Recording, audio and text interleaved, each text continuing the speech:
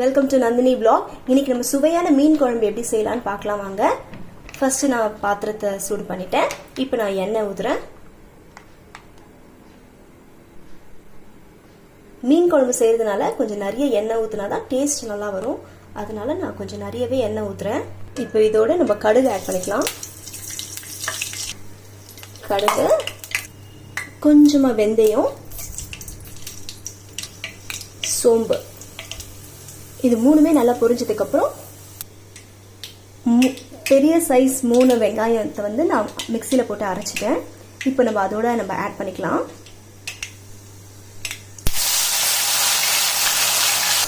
இப்போ இந்த வெங்காயத்தை நல்லா மிக்ஸ் பண்ணிடலாம். 10 பல் பூண்டு நான் ஆட் பண்ணிக்கிறேன். பூண்டை வந்து நம்ம வெங்காயத்தோட அரைச்சும் போடலாம், இல்லை அப்படியே தோல் உரிச்சு கூட போடலாம். நான் தோல் உரிச்சு போட்டிருக்கேன் இன்னைக்கு. இதோட நான் கல்லுப்பு ஆட் பண்ணிக்கிறேன். கல்லுப்பு போட்டால் தான் நல்ல டேஸ்ட் வரும், அதே நேரத்தில் சீக்கிரத்தில் செவந்துடும்.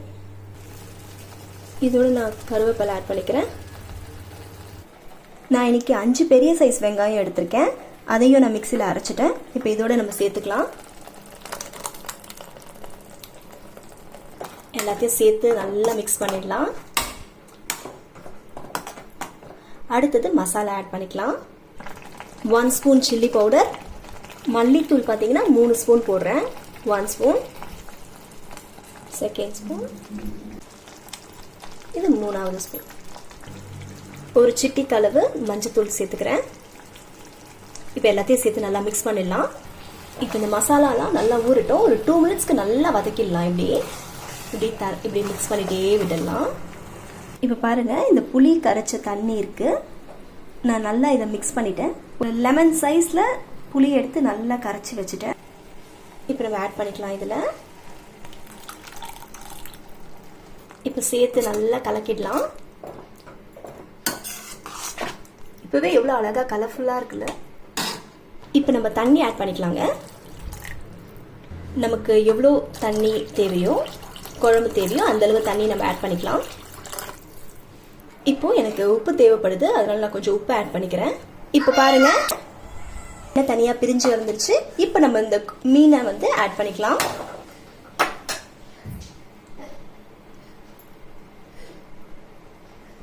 தனித்தனியா நான் போட்டிருக்கேன், ஒன்னு ஒட்டாத மாதிரி.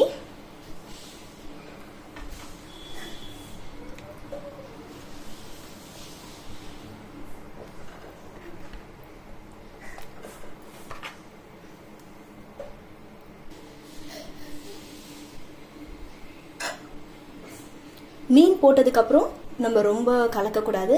இதோடவே ஒரு 5 நிமிஷம் நல்லா ஆகட்டும், அதுக்குள்ள ரெடி ஆயிடும். நான் வந்து லோ ஃப்ளேம்ல வச்சிருக்கேன். பாருங்க, நல்லா ரெடி ஆயிடுச்சு நம்மளோட மீன் குழம்பு. பாருங்க, பார்க்கிறதுக்கே எவ்வளவு சூப்பரா இருக்குன்னு. வாவ்! நான் இது ரொம்ப ஷேக் பண்ணல, லைட்டா தான் பண்றேன். உங்களுக்கு காட்டுறதுக்காக எடுத்திருக்கேன்.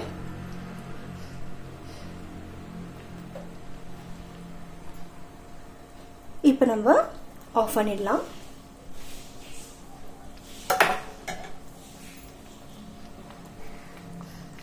இப்போ நம்ம இந்த கொத்தமல்லியை மேலே அழகா தூவி விட்டுடலாம்.